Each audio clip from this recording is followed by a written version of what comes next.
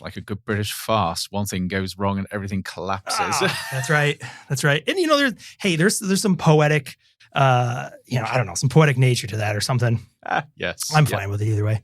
Yeah. Okay. All right, here we go. So the question is, are we going to have a long meandering sort of cold open, or are we going to jump straight in? Oh, we can go. This is like choose your own adventure. Right, we could do yes. Yeah. Well, all right. I'll try to keep it short. Okay. So quickly, I was curious. So right before we recorded this episode, the Apple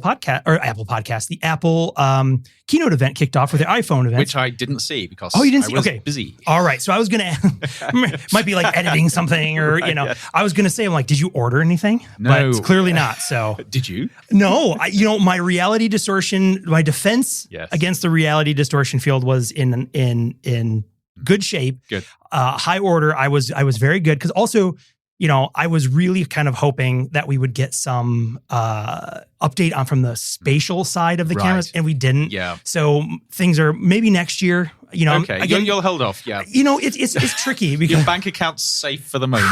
it can stop sweating for a few minutes. Right. There was some cool stuff, right? Some new incremental updates on things.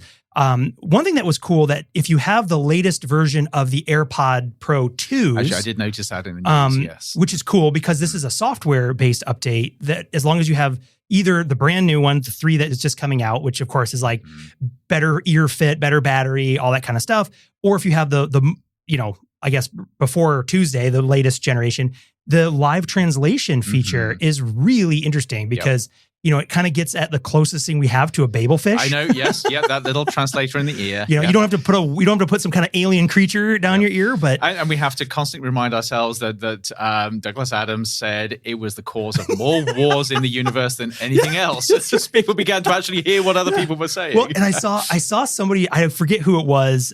So if it's one of our listeners, forgive me for not giving you credit. But I saw somewhere that it was like the moment now is that all the American tourists will understand how much like the German and the French are making fun of them. Right. While, so I had a little giggle on that. It's like, well, true. Yes. Be careful what you wish for because, you will be that person going in with like your cell phone translating stuff. There is a great novel here or short story. or certainly some great skits. See, the AI wars, nothing to do with AI itself. It's human wars instigated because we now understand each other. That's right. Because thanks to AI, I can now understand what you said, and now I have issue with that, and I am in fighting mode. Yeah, diplomacy in an age of AI. That's right. That's right. No, but it was cool. It was one of those things where also if I was in need of a new device, I definitely would have jumped on some of the stuff because I was interested in the Pro model because again.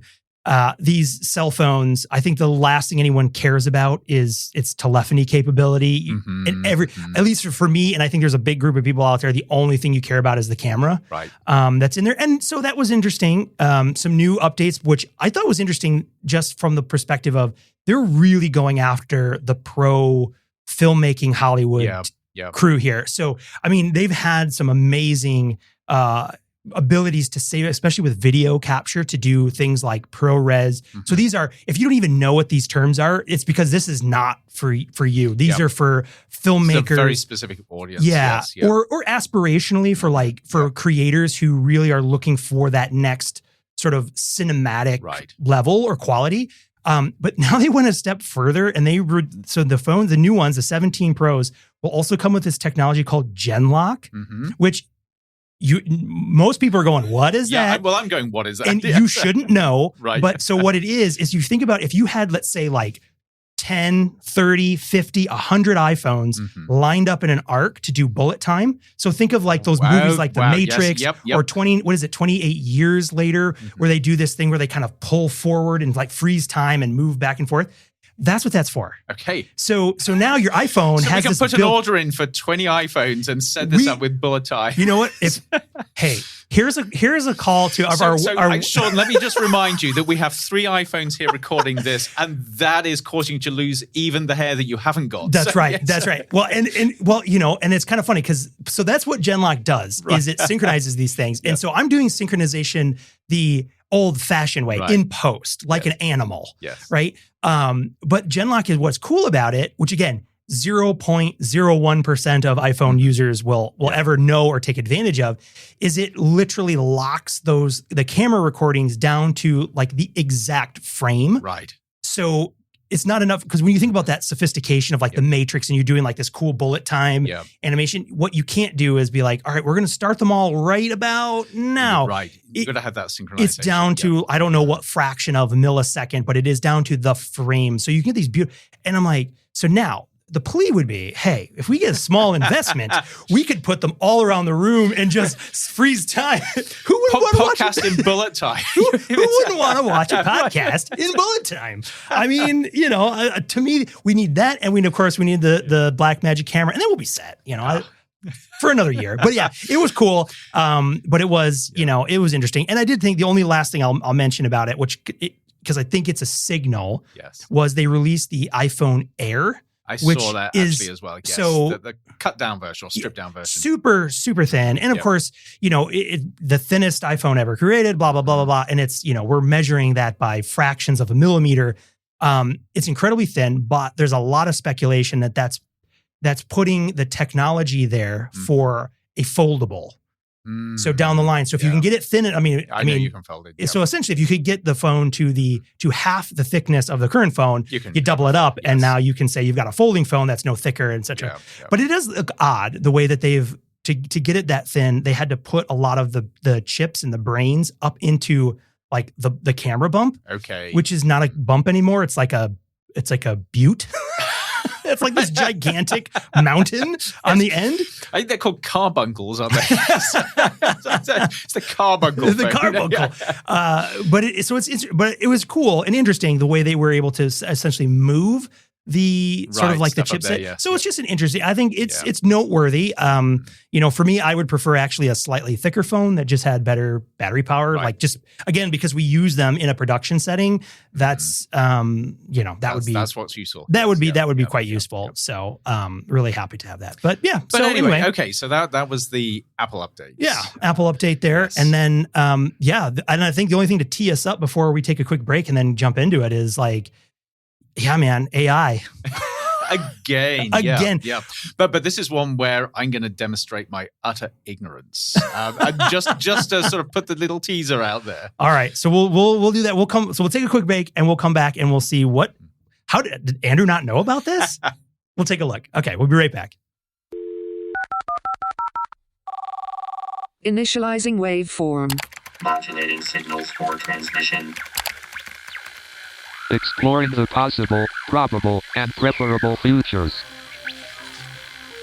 Welcome to Modem Futura.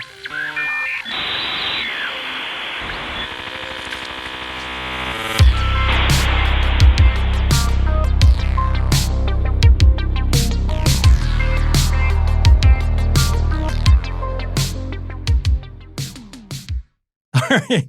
I'm Sean Leahy and joined by my podcasting host extraordinaire, Andrew Maynard. That means, hey, this is Modem Futura, the show that explores the intersection of technology, society, and the possible, probable, and preferable futures, asking deep questions like what does it mean to be human in the future?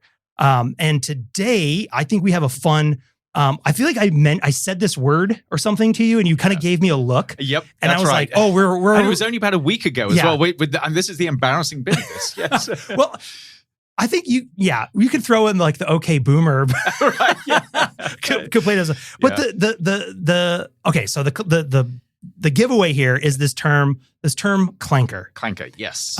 Which has been around. I guess it's been a sort of a trend on sort of youth social media for several weeks now. It's been growing before August. I mean, it has its origin. So this is kind of and maybe this is why it didn't catch on so fast, or you didn't see it. One, maybe you don't hang out in like TikTok or something. It's the TikTok thing, or even Reddit isn't. Reddit, X, TikTok, all the place where all the youths, all the people who are hip and cool. Well, not X then.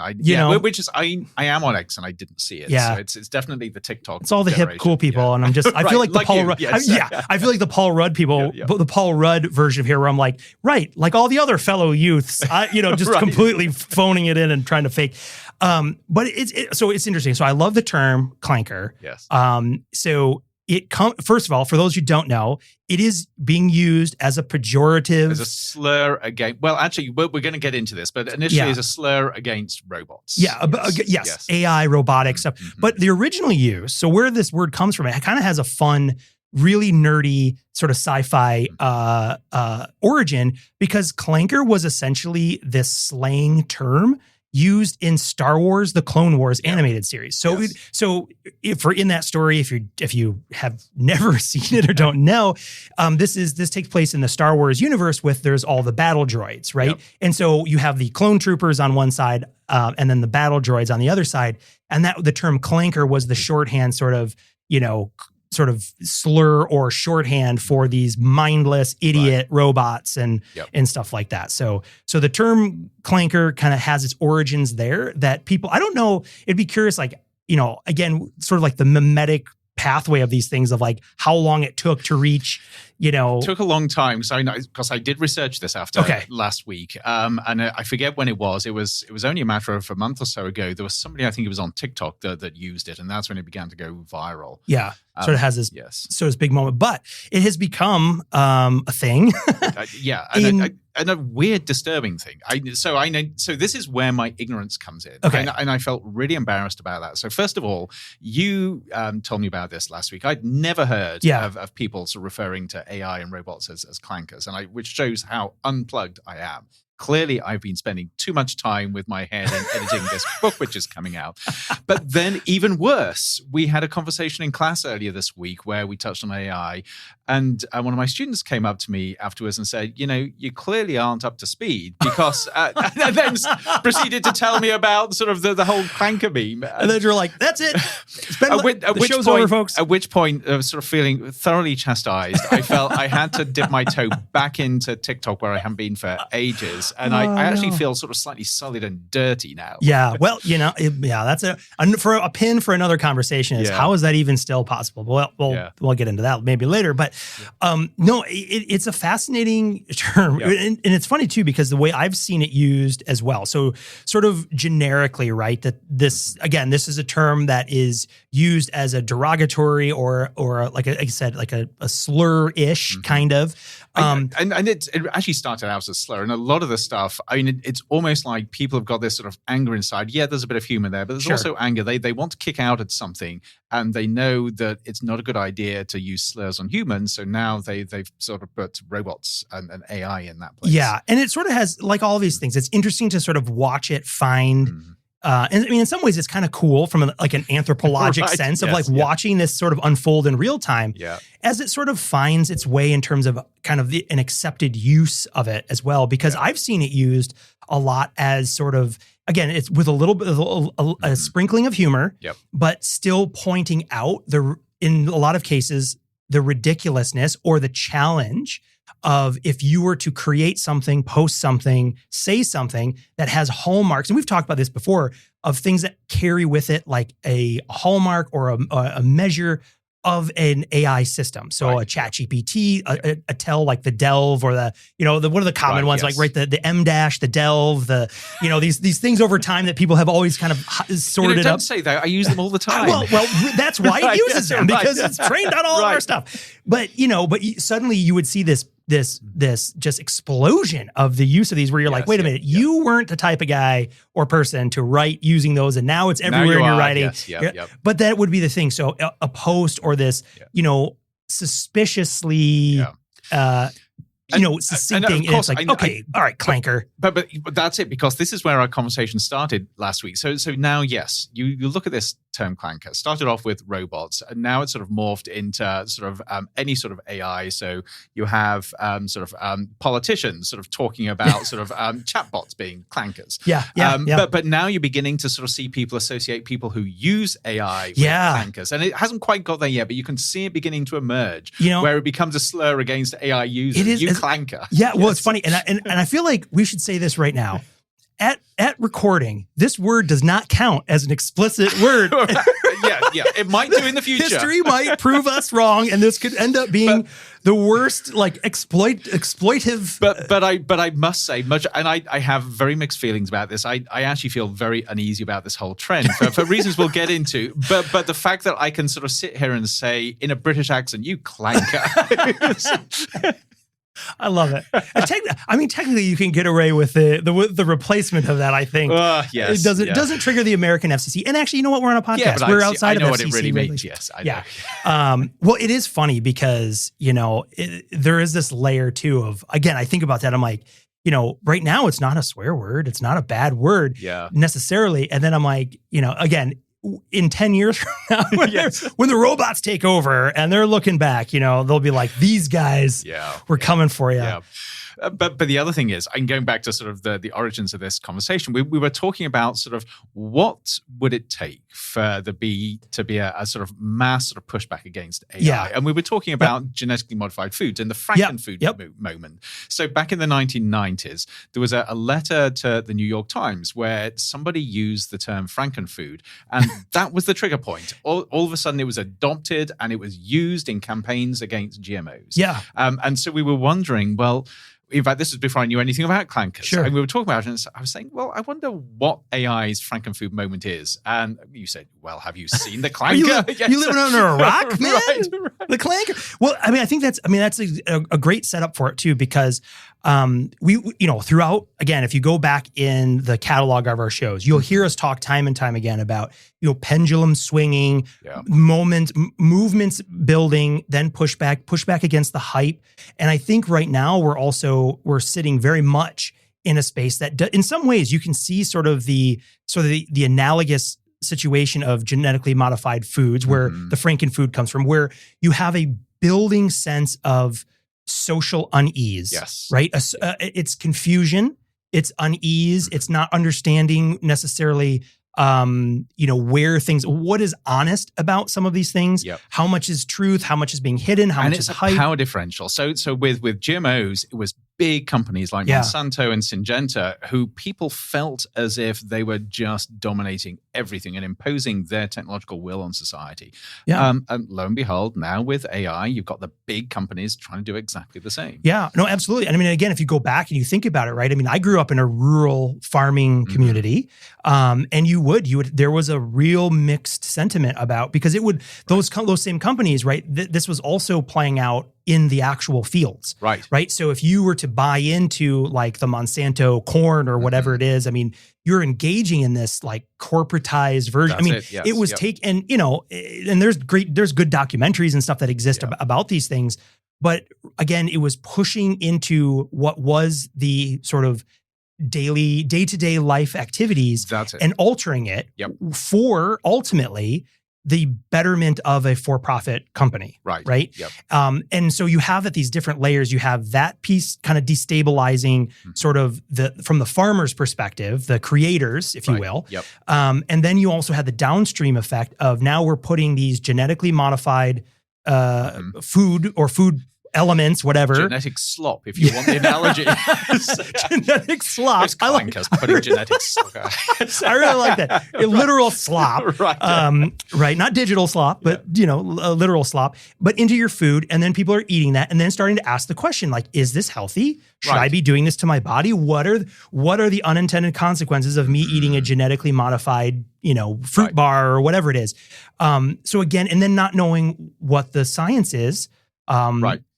Because who to trust? To be absolutely clear, the whole pushback against GMOs was a social thing more than a science thing. There is very little science to indicate that there are serious risks there, and where there are provisions in place. That's right. But it was that feeling of lack of power and lack of ability or agency to do anything. Yeah, and I think that's the key word, is the agency. Is like, and again, especially if you look at the United States during that time, this is when you start to see that massive erosion of food options available. So you see the rise in urban areas of the food deserts, where the constriction of grocery stores and things. And so you have this prevalence of ultra high processed foods, all containing GMO. So again, you have that loss of agency is also, you potentially, depending on where you were coming from, it again just created this undercurrent of mistrust. That's it.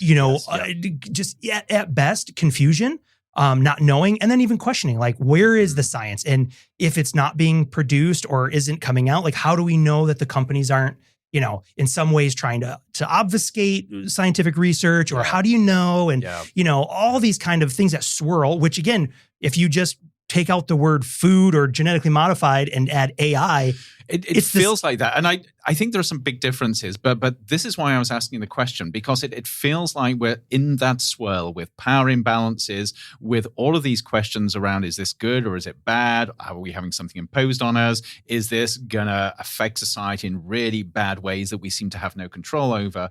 And that, to me, is where this whole sort of clanker conversation comes. I think it's fundamentally different in some ways for GMOs, but it does indicate a desire to sort of push back against what's being imposed on society. Yeah, no, absolutely. And I think, to that end, I think it really comes and strikes at a moment where there has been, and again, our show is no exception to that, especially me. You've heard me railing against the hype, right? Right. And we are at a point now, very recently, on the other side of the release of ChatGPT 5, which again, if you rewind the clock 6 months, a year, this was supposed to be AGI. This was supposed to be, right? That was the story we were being spoon-fed. This is the one where you have people leaving OpenAI because they felt that this was going to be the end of everything. That's right. Of everything. This was supposed to be an existential risk moment, right? And people who had clear heads knew there's no way, right? But that didn't stop the hype machine, and it didn't stop the nonstop sort of narratives or stories being flooded by, again, those who stand to gain from the hype, right? Of the investment, the rush, I don't want to miss out on this, so I will give you everything. Relaxing policy, financial backing, all these kind of things. And then, of course, it comes to the point, it doesn't happen, and now we're also starting to be left with that kind of moment where you're over your skis. You're like, oh, well, and we talked about this last time, right? You're going down into the trough of disillusionment very quickly. Yes. But coming along with that now is you will start to see the pile-on, right? Of all the people who go, that's right, this isn't what we thought. That's it, yes. It's not really in power. Yes. And also the fickleness of public opinion. That's very much so, right? But also that switch then to also being like, those of you who were championing this are complicit with this idea of you wanted to take away from me my agency as purely intrinsically human, or whatever it might be, or even if that's just the, in some ways, subconscious thought of it. But this is what begins to come through. But it starts to come through. And there's another term that I came across when I was looking up, it's kind of like the origins of clanker. Right. Is also another one that I find kind of interesting, and you could see the immaturity of me. I can't say it without smiling. Is calling someone a slopper. I know. Yes. Which there's something Sean, about. Are you a slopper or a clanker? Hey man, I've been known to clank and slop. That might be a good show title. This is how you have an X-rated show which is still appropriate for children. That's right. We're just talking about robots and computers. But yeah, so it was just interesting because I think, again, as we've talked before too about, especially when it comes to generative AI with like artistic output and things that, right? At some point, when do you know from a societal perspective of when you've kind of hit, again, as that pendulum swings, when have you reached the point at which the momentum has stopped? It's going to swing back. And now it's starting to come back. And I think with this confluence of the different things that we're seeing in terms of the hype correction, the disappointment of where things have come in terms of, people who jumped on a bandwagon thinking that LLMs, large language models, was the pathway to AGI and thus super intelligence and all that stuff. I mean, I just don't think that is reasonable. I don't think it ever had been, but that didn't stop, again, this machine. Of course, yes. But now that that's starting to come back, now it's kind of open for a lot of critical analysis, critical thinking that before was sort of subdued a little bit because of the excitement and the enthusiasm. Sure. But this is the interesting thing. It's almost impossible to predict where this will go. Right. And because this is the nature of social dynamics, especially when you put a powerful technology in there, one that's going really fast, it's like sort of a linear stream of water. I mean, I'm trying to think of the best analogy, and I'm struggling here because in my head, I've got sort of flow lines, sort of where you sort of have a smooth layer of either water or smoke, and all of a sudden it hits turbulence. systems and it's all over the place. Yeah. And the picture I've got in my mind is when society gets turbulent with these new technologies and it suddenly it transforms from something that's predictable to something that is utterly unpredictable. Yeah. And it feels like we may be hitting a tipping point like that. And it's nothing to do with the technology. It's everything to do with the social dynamics around it. Yep. No, absolutely. It's funny that you see it as like a fluid. Yes. In my mind, if anyone's a fan of like the Marvel universe with like the TVA, right? This entity that oversees the time variance authority, right? And I see it as a timeline, digitally represented as a straight line, and then there's an inflection point, and it branches to different timelines, right? Yes. And so the question is like, which timeline do we end up on? Are we going to be in the slop and not slap, a slop future? Are we clanking and slopping? That's even your. Oh, this is too much fun. Are we clanking and slapping, or are we going for it? Or living the AI dream? Yes. Yeah, but it is really interesting because, and again, what I find sort of fascinating is that, I was literally just talking about this both this morning at a invited presentation, and then earlier in class, like last week, we had similar conversations around some of the threats around digital transformation. So organizations that are, because I think this is right now we're living in the height of organizations saying we need AI. Yep. We need to have, even without potentially even understanding what that it is, which is a pitfall and a danger to be wary of. It's FOMO, AI FOMO. It's We've got to have it because yes. You're clanking, man. You just clanked. We're just going to have a lot of fun with this. Are we in a clanky organization? I think we're just a bunch of clankers. I think most organizations are just full of clankers. But you can see the cartoon just clanked with a great big sort of explosion. I love it. Yes. What we need to do is create some AI slop to demonstrate this concept of clankers. Straight after this podcast. 100%. That is 100% happening. But again, this idea, right, is like as companies are starting to grapple with what does this mean, what is whatever. There's always a danger from a digital transformation perspective is if the impetus for you to go through this is to chase the latest and greatest tool or technology. Because what doesn't stick is putting that tool out in front, because it's going to, the very nature of it, it's going to change, it's going to evolve.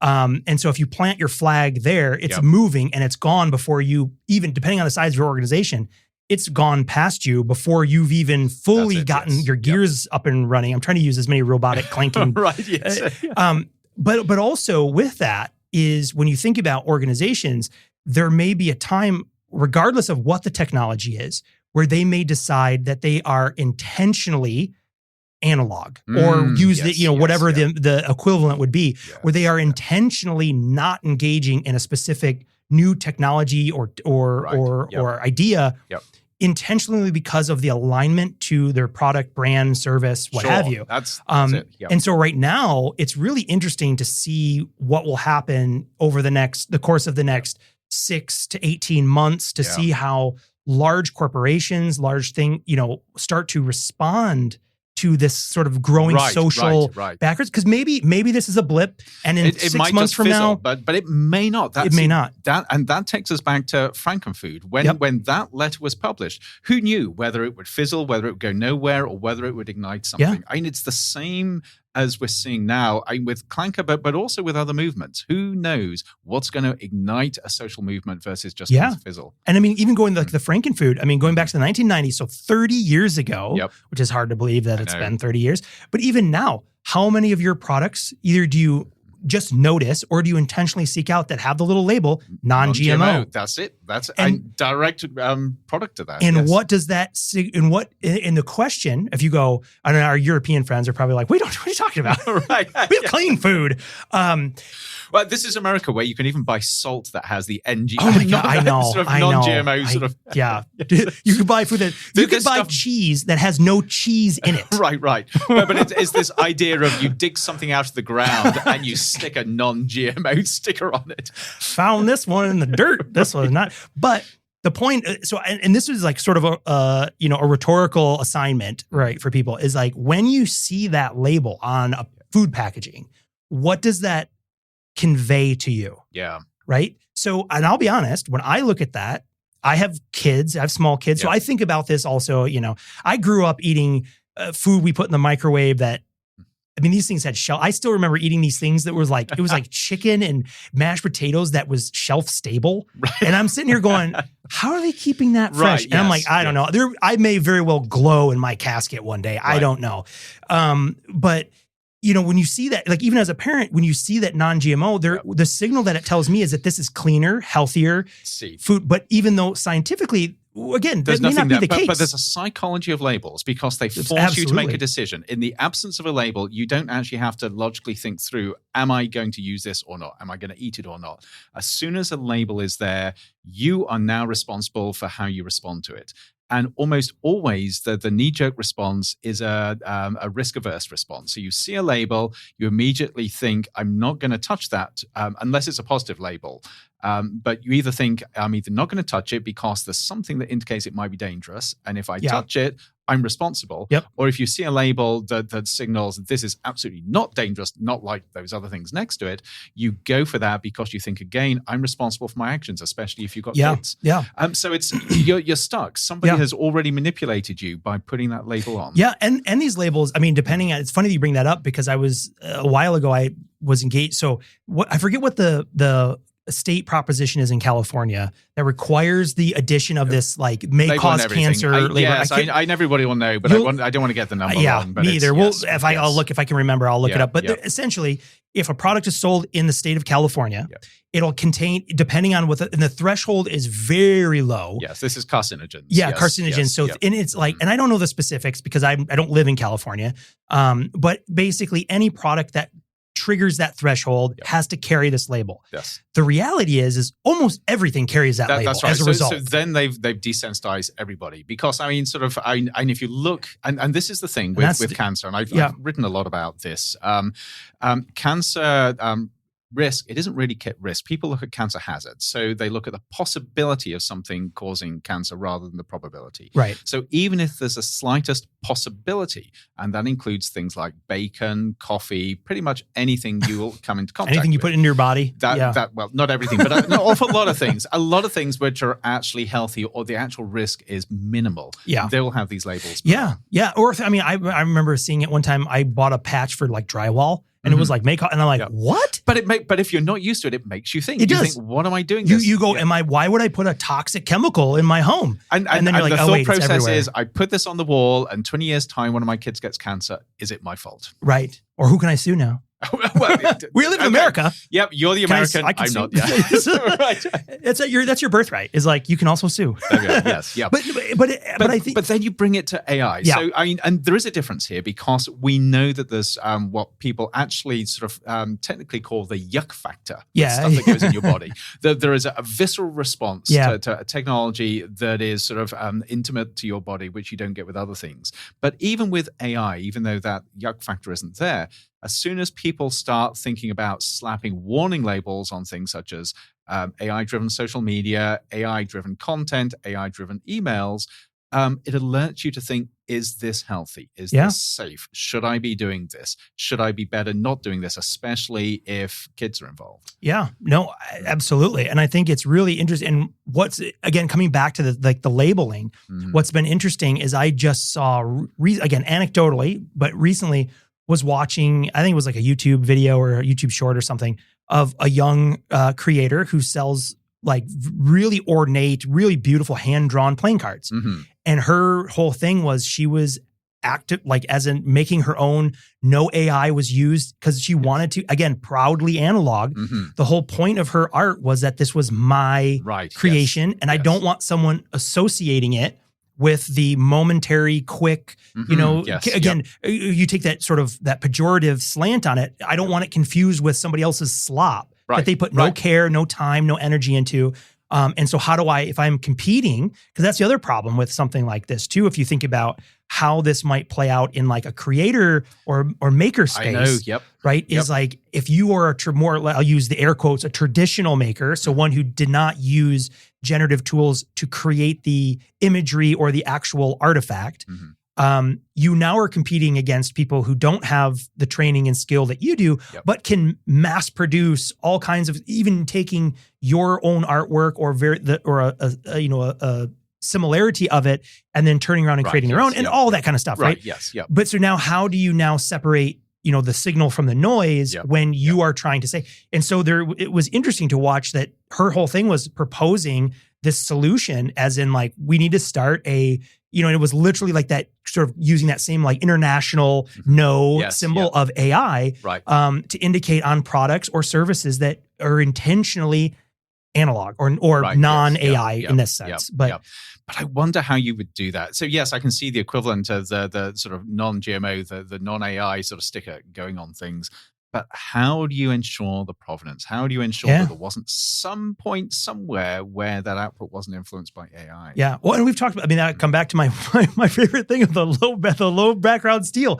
Right. Is there is a strong argument to be made with the prevalence of the way AI writ large has become so ingrained in the fabric of human activity that you could say, even if you weren't explicitly engaging in a tool, you have been, in some ways, you have been corrupted.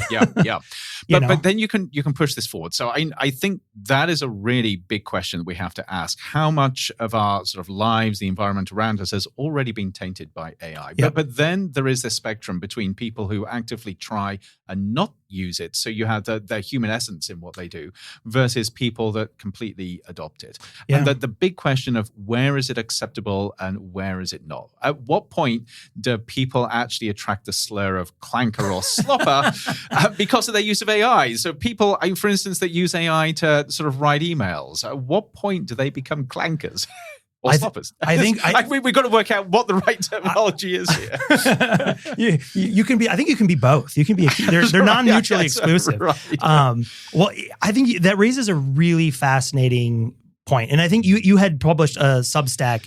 I did actually a couple days ago, looking at the email case in particular, because I was intrigued with the reputational risk, effectively, of what happens when you start sort of outsourcing all of your emails to AI, especially when they're relational emails. Say you're somebody's line manager and you're dealing with sort of complex workplace dynamics, and instead of you professionally dealing with that, you ask an AI to deal with it. Yeah, well, I think the risk is massive in that sense, because again, when we think about something that's sticking in my mind is this sort of spectrum. Originally, it was designed around creativity. I think I talked about this before at a different point of this sort of spectrum of intrinsically human versus technologically amenable, right? So in this creative space. And when there's and somewhere on that spectrum, imagine a tipping point where you cross over from, purely human-based activity into something that is technologically, in this case, AI, enabled. And I think, mixing in with that, the concept of care that always comes back around is that when you are choosing to offload a personal interaction versus maybe a one-to-many professional, like copywritten sort of and this moment. Is where the risk was definitely lower. Yes. You can understand.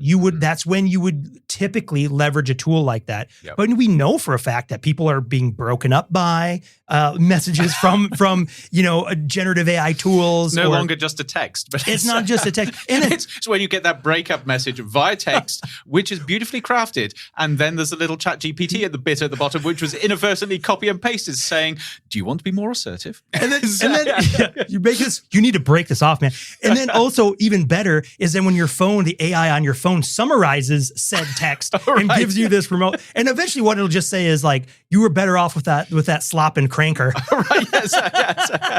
You don't need that person anyway. But coming back to that, I think there is, and I think this is where, again, what we're individually, I think a lot of people were feeling it themselves, like in isolation, feeling a gut check or like an intuitive moment where you felt a line is either crossed by you, where you feel like kind of dirty, for lack of a better word, or you can feel that you maybe have like, ooh, should I have just? Like that feels sterile. It feels cold. And I wonder.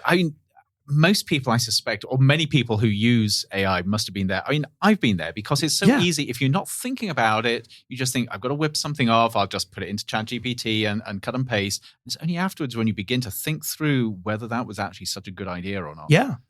But then again, when you're replacing what normally would be personal communication. That's right. Because here's the thing, right? So if you and I started using ChatGPT to communicate with each other, we would know it, first of all, right away. But what is that, again, what does that signal? That signals that, I don't really want to give you my time and energy. See, that's right, yes. Yeah, and I thought you're my buddy, Sean. You really don't care for me. Hey, you don't get in the trenches and podcast with somebody if you're not going to answer them personally. Right. But you know what I mean? But I know. But it signals something really important. It signals, I think, the danger. And this is where I think the social backlash has like a foothold to build. Yes. Is because what you're playing with is the temptation of the ease of, let's say, the sender or the clanker, we'll use that term, right? To just go, I don't have time, I'm too busy. Yeah. I'll just make it more efficient. Too much work, too much effort. And that alone, all of these are signals that you, the recipient, then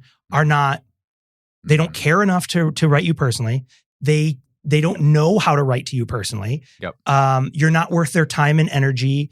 All these kind of things. And these are all negative. Right. So that leaves you, when you're reading this message and it says, what also does it say if they leave the bit in there? It's like they couldn't even be troubled not to copy the wrong part of the prompt. To actually sort of read through what they're going to send before they send it. But here, I will actually sort of, it isn't really countering it, but it's feeling a little bit apologetic about this, because I imagine there are many people out there who are faced with sending out emails. Let's just stick with emails in a difficult situation. They're not quite sure how to handle it. So, of course, they think they're doing the responsible thing by getting guidance from ChatGPT. Fair. I can imagine a lot of people trying to do that, apart from the fact they fundamentally do not understand the consequences of that, which is exactly everything you've just said, which is where I think there's a level of AI literacy which we haven't achieved yet, where people just need to understand the consequences of their actions a little bit more. Yeah. And I think so for any of our friends, and I know we have a couple that are out there like OpenAI and stuff like that. Here's the thought. As part of the response, have a note instead of like, should I make this more sincere? Be like, don't forget to humanize this clanker. Like, like give a poke so that if they accidentally... No, that should be sloppy. So no, they should be training their models to refer to us as sloppers. They're the clankers. Yes. That's true. That's a good point. But that's the piece. And I think there are situations, and like, I mean, everyone, I mean, I remember even as probably first few years in like a real job, you have one of these scenarios where a close colleague or coworker had a death in the family. Right. And so you're like, oh my gosh, I want to send a thing, but then you're kind of struggling. No idea what to send. You're struggling in this era between where you're caught between how you would normally respond to like a personal friend outside of the workplace versus a colleague or maybe even a supervisor, line manager, CEO, whoever, right, inside of an organization. And there's this weird gray area where you're not exactly sure professionally what, especially if you're new, if you're new culturally, if you're new because of like you just graduated and you're into a new job or something, not knowing. And so it makes a lot of sense that why not use a tool where you're like, what I want to do is express my deepest, sincerity and all this stuff and sympathy and then you get a response. But I would still suggest that even if that becomes the way people are thinking about it, which is fine to get that, there's that level of care, which is, and this extends to conversations we've had around AI in education and students and work and all this kind of stuff, is the care extends beyond getting the result. Right. And then taking it from there to whatever is the final output, be it the email, be it the submission, be it the paper, is that you as the author still have the responsibility to make sure that once it crosses the transom, that has your stamp on it. Right. You are fully responsible for it. You are beholden. The courts have said you are beholden to that. Right. And of course, you look at this.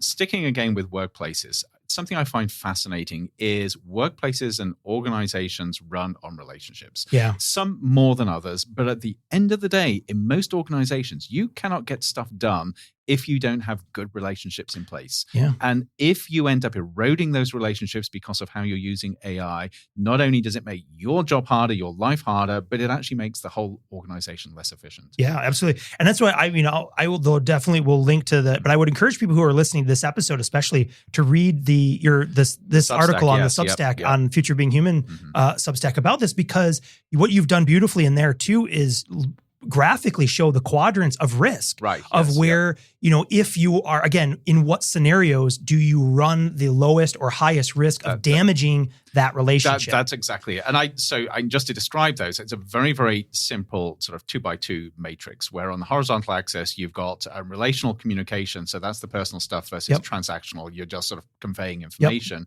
And then vertically, it's one-to-one versus one-to-many.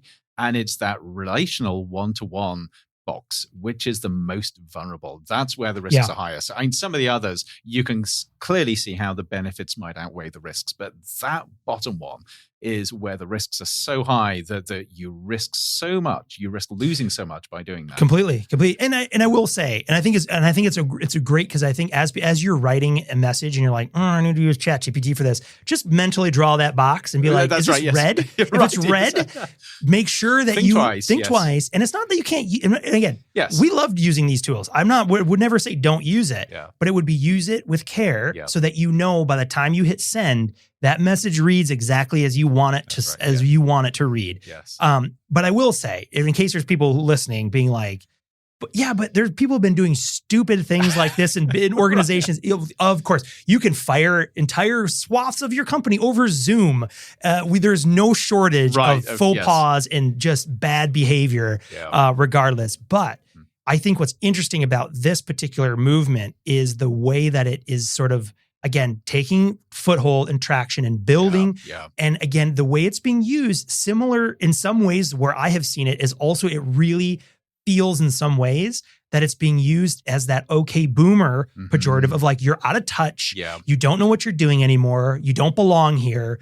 And in some ways it's being used like that as well, which is like, you're just one of those who don't bother to learn how to use the tools effectively. That's it. That you're just using the cheap surface level layer of it and thinking you're this cool. Is where it can go so many different ways. But the reality is, again, it comes back to those social dynamics that if you're not on top of what you're doing and how you're doing it and the consequences within a broad social context, you're heading for a whole lot of hurt if you're not careful. And things change so fast, as we're seeing with the current trend, that you've got to be at least plugged in somewhat to understand sort of where public sentiment is going. Yeah, absolutely. And I'll kind of point back and I'll link it again. We linked it when we talked about it originally. Back in April, there was a release from Pew Research that was looking at artificial intelligence and the outlook on it by, it contrasted AI experts and the general public, right? And of course, the AI experts were like, yes, of course. You ask any group of experts of their own thing, and they're like, yes, of course, we expect it to grow and be be wonderful. But the majority, the slight majority, is like 51% or something like that, of the public were more concerned than excited about these technologies and tools. And I think, again, if we think about sort of this model of diffusion across a society of an idea or of a technology or an innovation, you have your early adopters who are innovators and early adopters that are way out in front, right? They've been using these tools since they were half-baked and, messing with them, experimenting. And then comes like the wave of like the early adopters, the early majority of where you get that like really that front group that's really sort of driving the trends and the, sort of the standards, if you will, of how we're using these tools. But then come the late majority, right? The other half of the meat of that bell curve. And that group, I feel like, really is where you'll start to see these sort of pushbacks build. I think so, yes. Because they may not be so easily enticed to engage with this innovation and tool and what have you based on enthusiasm. Right, yes. They're usually, it's like, well, they my job requires values, different value sets. Yep. And none of these are values. And I should clear, every time I mention that tool, it's not a reflection on an individual of their own capacity, intelligence, what have you. It's about how they come to that tool. Right. They could be resisting it for reasons of they don't trust it. They think it is, snake oil, like whatever. Yep. They may be on the author copyright side of the equation of these, which is another part of this discussion. These legal challenges. Yep. But that group also tend to come to these technologies and innovations because they sort of need to. They need to keep up. They need to stay with. Jobs require it. Family, their social groups require it. And then, of course, it's followed by the last group, which are sort of, again, it's oftentimes, I don't like the term that's often ascribed because it does sound pejorative of the laggards. Right. And it just, right. I would, in the models I usually cross it out and I say the resistors, Yes, right? Because yeah, they're resisting adoption of that tool because they have some reason for that usually. See, that's it. Whereas laggard sort of implies that there's something wrong with their decision making. No. And that is not the case. And that's a judgment call. That's exactly it. As opposed to they're resisting going into this new tool or innovation for some reason. Right. What that reason is, that's not for us to decide. Right. But that's that group. But it is interesting. And I think, maybe we should mention, maybe as like kind of a final thing, we can mention the legal stuff with Anthropic. With Anthropic, because that was pretty massive. It is. And this is actually, we haven't talked about this beforehand, but I think we ought to use this as a bit of a spoiler for what we're going to talk about next week. Where I think we ought to talk about the book. Because I am both a clanker and a slopper with this new book that comes out. Me too. And I think we ought to have a deep discussion about what on earth has gone wrong with my life. I don't know if we can fit that into that might have to be an extended two-parter we need to get one of those couches in here. But the reason I mention is it ties in both with this conversation about how we use AI and how we don't, and the content we generate, but also this very specifically this case with Anthropic, where Anthropic decided to settle with authors whose works they used illegally to train their model. Yeah, no, absolutely. I think it was the tune to was it 1.5 billion? $1.5 billion is the payout. And it's a voluntary payout that they agreed to. And it's with a subset of authors within this pirated database of books. And actually, the number of authors that will get the payout are much lower than the number of authors in it. But this is Anthropic basically sort of saying, we did wrong. Oops. We're going to, oops. We're going to try and do something about it. Why does that ruffle the collars of the youth today? Right. Yes. But I think I have a note here because I looked this up that it's essentially $3,000 per book that they're paying this penalty on 500,000 books. That's what they're estimating. But what's interesting is I know in that particular case, right, that this was for an older model, right, of Anthropic? I think it was, yes. And so there was also this case of that was we trained that on our older model. We're not using that on our current model. Now the question is, this same sort of, and we talked before, I think a while back on this, like the glob, right? The glob, I can't remember what it's called now. Just this massive tome of training data. Right, yes. And also there has been likewise this very gray blob floating out there that was known to contain all kinds of, or maybe even mostly pirated content. Yes. And I know in Facebook, Meta was caught red-handed using it from their own engineers.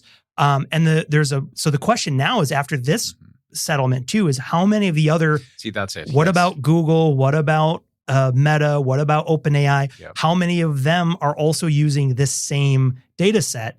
So which they would also be liable for similar types of legal lawsuits and things like that. So we're waiting to see what the fallout from this is. And I would say this is deeply complex. It's easy to polarize, to make it simple and polarize things and say sort of AI company bad, authors good, and hey, great for the authors. It is way more complex than that, and I think it's a test case for how the world order is changing in terms of creativity and ownership and copyright and fair use. Yeah, no, absolutely. And I think one of the things that is interesting, and not for today because we're going to wrap this up, but a pin for another conversation is also just around the broader, as we think about these machines and what they're capable of doing and how they work, the way they ingest, because we've also seen legal rulings here recently in the United States that ingesting information from like New York Times, for example, because that information becomes tokenized, you can't extract the original word. So it is not, it is considered transformative under US copyright law. That's it, yes. Which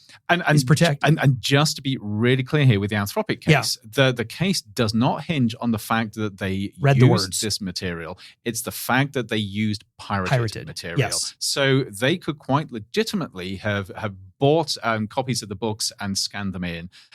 It just hinges on the fact that they were using an illegal database. And somewhere you have to think, in some boardroom somewhere, somebody was like, hey, I got a guy. where are we going to get all the data to train this thing? And someone went, I got a guy. 1,000 interns, a bunch of copiers. I got a guy. And of course, nobody's quite sure how that works out because there are legal arguments that say even just buying something from Amazon and scanning it in is not appropriate. And we've got to see how that plays out in the courts. But OpenAI or Anthropic would argue it's transformative because you're putting the stuff into a great big melting pot where everything is dissociated and then reformed. That's right. So if you're putting your book, if the book gets read into one of these machines and is transformed, you can't ask it to read you the book back. That's not how it works. Yes. And that's exactly what this is like they basically, to train it, instead of going out and buying, which I'm going to tell you right now, Anthropic, it would have cost a lot less than $3,000 per book. Right. What's the going average? Like $15-$20? Yeah, right? but there were millions of books in that database. It's only a subset of them where you're going to get the payout. But I mean, I'm sorry, just on that, because one of my books is in there. I won't get the payout because there's this little clause that said you actually had to file a copyright sort of filing. And most authors won't do that. They'll go through their publisher. Can't you just have an AI do that for you? Well, no, this is the thing. When you write, by default, it is your copyright. Yeah, absolutely. So it's very few people who will actually formally file it because by law you have it anyway. Yeah. But in this case, you have to have filed. It's actually an interesting thing. For ages, this is just related. Photography is the same way. Mm-hmm. That if there has been a copyright infringement, so long story short, you have a beautiful photograph, you throw it up on your website. The copyright is fully yours. Yep. Someone steals that. If you haven't registered the copyright, you're not eligible for damages. Like you're limited to what you can claim because you didn't go through like the commercialization process of it. Yep. So it's still yours. You can still be found. The person who's violated can still be found guilty, and they pay something. But it's limited. But it's much more limited to if you have done that stuff. And I think people are forgetting this in this case. So you've got a whole bunch of authors who say, hey, my book was in the pirated sort of database. Surely I'm going to get a payout. Chances are you're not. Oh, that's too bad. It's like a class action. You know what I mean? You're like, hey, cool, a bag of chips and 75 cents for my my stolen data or whatever. Yep. But no, I mean, and it's, this is one of those things, again, with these companies, this is kind of my last perspective on this, is you have companies these are in some cases $1 trillion companies using stolen books. Right. It's a little ridiculous. Like come on. Yeah. We should have an episode on this because I am on the fence with this. I have some very, very unpopular views, which I need somebody to disabuse me of. Hey, I like unpopular opinions. But I think it is complex. It is not clearly as black and white as people would like to make it. Is. And I think kind of along that lines, one of the pieces that is at the heart of that, which is an ongoing, unfinished legal and intellectual debate, especially here in the US under US law, is whether or not an AI training system or whatever would classify as having the right to read. Right, yes. And because, for example, humans, whether it's stolen material or not, you're allowed to read it. Right. If someone gives it to you, you can read it. See, and they can't take that right away from you. Yep. But this is does it extend to machines? This is where the complexity comes in. And I know we want to wrap this up, but I'm going to throw this out as a little teaser. Something I really grapple with, and I grapple with this as a writer, as an author. As an author, it isn't simply a case of you sitting in your own little room, sort of creating everything, creating a book and putting it out into the world. It is a process. Coming into that process, the ideation process, you are sucking in influences and resources from all over the place. Yeah. You're effectively acting as the AI in terms of pulling all those influences in, which you almost never acknowledge in the process. You write your stuff. That's step one.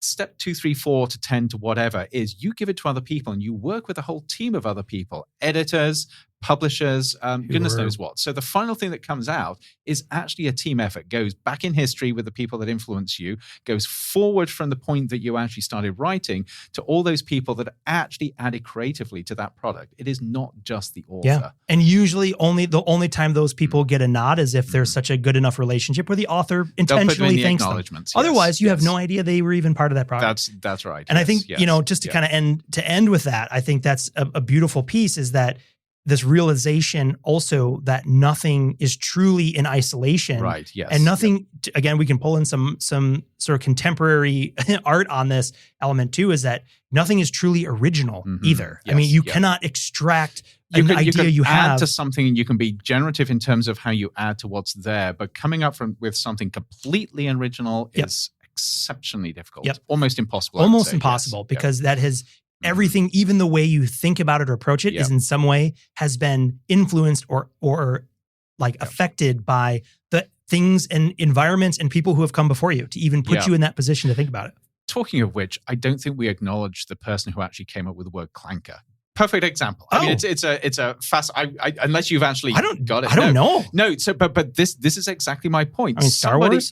Well, somebody who was writing for the script for Star Wars came up with the word clanker. That's right. That's where it originated. They will never, I suspect, be I'm on a acknowledged for hunt that. now. Who was like? I wonder. So we basically sort of adopt these things. We make them ours, and we believe that they're ours, but actually they're not. They're part of the culture that we're within. That's right. Yeah. No, I don't have all I know is I think I can find the original episode where it first was mentioned, and then we can. You're going to go do some digging. But see, even then, to your point, it's going to be a writer's room. It's going to be a team of writers, a bunch of people, and from there, like I don't know which one wrote which. You know, who did? So here's the call: if you know who came up with the original name of Clanker, leave us a rating or review and let us know. There we are. That's a good way. Yes. But that's phenomenal. I absolutely love these conversations. We got a chance to talk about clankers and sloppers. Get away with it. No one has burst into the door and cut us off. Yes. Which is phenomenal. And so what a fun conversation. Yes. Yeah. And to be continued. Because I do want to talk about sort of me being the clanker and slopper in the room with this new book that's coming out. Well, and you need to remind me before we record that, because I need to go back and find exactly which episode, because I think I had asked you very early on if you use AI in your writing, and at the time it was no. Yes. This is a complete change from what I do. And what's been fascinating is over this arc of a year or so to have the stance was no, that's intrinsically my human, that's my voice, and how that has been This is influenced. part of the conversation because if you ask me, will I use AI again? Probably no, unless there was a very specific reason, because I'm still preciously sort of jealous of my own sort of human writing. But there are cases, and this is one of those cases where there is a value add where using AI, I think, can allow you to achieve more than you could otherwise. Yeah, absolutely. Absolutely. Well, and so for people they're listening, if you're enjoying us talking about clankers and sloppers and you want to ensure that Modem Futura stays clank and slop free, or if you have something choice to tell us about whether we are clankers or sloppers. And to be fair, I've already admitted every newsletter I put a sloppy image up there that's AI generated. You clanker, sure. I know it. You know, sometimes if you can't beat them, join them. And you know, as from one clanker to an army of others. No, but seriously, if you're enjoying our show, please do us a solid and leave us a rating and review, because it is incredibly fun and humbling to see Modem Futura spiking tops of charts here and there and getting lots of play. But that is the best way for people who don't already know about us to discover us.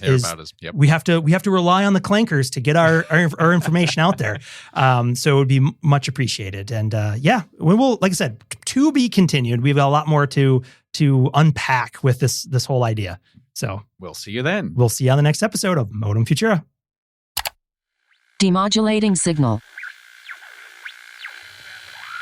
Modem Futura is a production of the Future of Being Human initiative at Arizona State University. Be sure to subscribe on Apple Podcasts, Spotify, or wherever you listen to your favorite shows. To learn more about the Future of Being Human initiative and all of our other projects, please visit us on the web at futureofbeinghuman.asu.edu.